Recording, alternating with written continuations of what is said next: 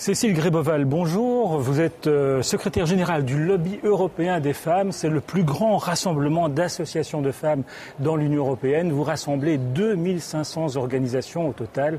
Alors, au bar de l'Europe, on vous a servi une boisson qui symbolise la parité. C'est un Alfenalf, une boisson typiquement bruxelloise. Alfenalf, ça veut dire moitié-moitié. On la goûtera tout à l'heure. Mais cette parité, il faut vraiment l'imposer. Les femmes ne peuvent pas se débrouiller toutes seules. Alors je pense que justement la parité, il faudrait la célébrer et la célébrer ensemble. Et que la parité, c'est l'égalité, c'est quelque chose qui doit profiter aux hommes comme aux femmes. C'est-à-dire qu'il faut changer les rôles, à la fois des femmes dans la sphère publique et des hommes dans la sphère privée. Et c'est pour ça que c'est une stratégie un peu complexe, mais qui vise à tous les secteurs de la société. Et un de vos combats, c'est d'imposer 50% de femmes dans les conseils d'administration des entreprises. Pourquoi c'est important ? Là en particulier. C'est important parce que c'est là qu'est le pouvoir économique. Ce serait une façon différente de diriger les entreprises.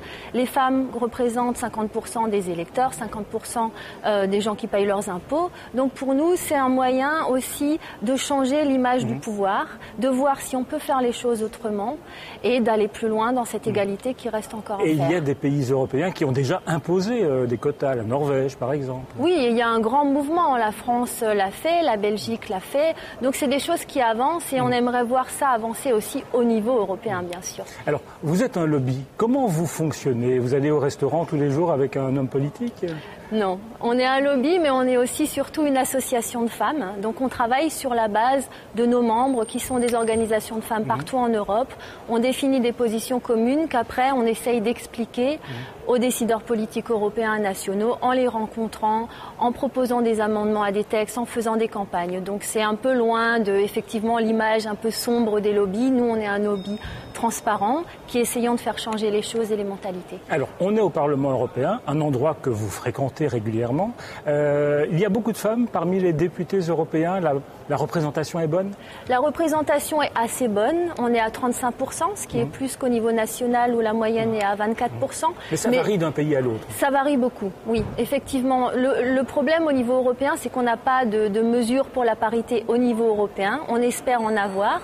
Ça veut dire que chaque pays a ses propres mesures et donc qu'on varie de 12% à plus de 50% pour certains pays. Et oui, voilà. Le plus mauvais élève, c'est Malte. 0% de femmes parmi les députés. Ce qui montre la nécessité pour l'Europe de vraiment take a lead, on dit en anglais, donc d'être le moteur de cette parité pour tous les pays d'Europe. Alors, on vous arrête parce que vous le voyez, il y a des petits parasites qui apparaissent ici. Derrière ces parasites, quelqu'un qui va vous poser une question sur un autre dossier qui vous préoccupe. On regarde. Bonjour madame, je m'appelle Sonia Verstappen, j'ai été prostituée pendant 36 ans. Je n'ai jamais été victime dans mon métier, mais je reconnais qu'effectivement, il y a des hommes et des femmes pour qui c'est l'horreur, ce métier. Je n'ai jamais été agressée non plus dans mon métier. Et j'ai l'impression que pour l'instant, nous passons d'un patriarcat où ce sont les hommes qui décidaient de la sexualité des femmes à un matriarcat où ce sont des femmes qui veulent imposer leur vision de leur sexualité à d'autres femmes. Pour vous, toutes les putes sont des victimes, tous les clients sont des bourreaux, ce qui voudrait dire qu'un homme sur 4 est un prostitueur. Or, pour moi, catégoriser l'être humain en deux catégories, c'est-à-dire tous victimes et tous bourreaux, pour moi relève de la malhonnêteté intellectuelle et pour moi cela s'apparente à du racisme. Qu'en pensez-vous, madame ? Merci. Réponse ? Alors je pense qu'effectivement la plupart des hommes ne sont pas clients et c'est un point très important. Et nous ce qu'on essaye de faire c'est de mettre en lumière la violence qui est inhérente au système de la prostitution. Donc la violence des proxénètes, la violence policière, la violence de l'État. Mais donc, quand vous traitez le client de prostitueur, ça c'est quand même un peu fort, non ? C'est un jeu de mots, mais c'est aussi un jeu de mots qui reflète une certaine réalité. Parce que quand on regarde les études, les femmes et les hommes dans la prostitution sont quand même bien souvent victimes de violences de la part de toute une série d'acteurs. Et je pense que ce qui est important aussi, c'est de voir dans quelle société on veut. Donc effectivement, il y a peut-être une infime minorité de personnes qui choisissent de faire cela. Mais est-ce la majorité ? Je ne crois pas. Et donc, fait-on des lois pour la majorité ou pour une minorité ? Est-ce qu'il faut accepter un système qui permet qu'une partie de la population profite de son pouvoir économique pour acheter le corps de l'autre. Je crois que c'est un débat qu'il faut avoir et qu'il faut aller au-delà et voir les femmes dans la prostitution comme les autres femmes. Et vous aimeriez pénaliser le client ? Nous, on aimerait défendre les droits des femmes et pour nous défendre les droits des femmes, c'est leur donner d'autres opportunités de façon générale, la possibilité pour toutes les personnes dans la prostitution d'en sortir et la majorité voudrait en sortir. Est-ce qu'il faut pénaliser le client ? Je pense qu'il faut pénaliser le client, que c'est un moyen aussi d'aller contre la traite des êtres humains et d'aller contre le système prostitutionnel. Alors, il y a aussi des assistantes sexuelles pour les personnes handicapées. Ça aussi, vous êtes contre ou... Je pense que ça fait partie. C'est quelque chose qu'on pourrait accepter. Je pense que ça fait partie. Qu'il y a aussi une question de genre dans cette question-là. C'est-à-dire qu'on parle d'assistantes sexuelles de façon neutre, mais en fait, c'est des assistantes sexuelles pour des hommes handicapés et qu'il faudrait permettre l'épanouissement sexuel des personnes handicapées en dehors de la prostitution. Alors, question d'un internaute, Bertrand Magis de Bruxelles. Faites ce que je dis, pas ce que je fais. C'est la devise du lobby européen des femmes.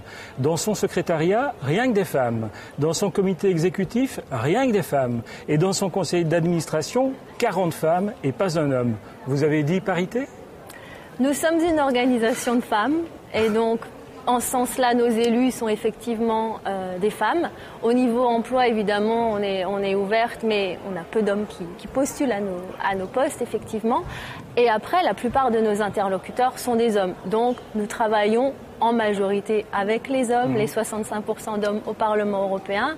Mais le fait est que nous sommes effectivement une organisation de femmes. Et d'une manière générale, vous voulez travailler avec les hommes pour changer le regard sur la société ? Oui, c'est ce que vous faites. Oui, on essaye de travailler de toute façon avec les responsables politiques, que ce soit les députés ici dans cette maison. Mais les hommes, ce sont toujours des personnes à convaincre ou il y a des hommes féministes ? Non, bien sûr, on n'en serait pas là si des hommes n'avaient pas aidé et ne s'étaient pas engagés depuis plus de 100 ans envers l'égalité. Donc évidemment, les hommes sont nos alliés et on espère en convaincre de plus en plus parce que la parité, c'est les hommes et les femmes à égalité dans tous les domaines. Cécile Gréboval, merci d'être venue au Bar de l'Europe et on peut goûter ce Alphenalf, c'est un mélange moitié-moitié de vin blanc et de mousseux à boire avec modération pour une parité sans modération. À la parité.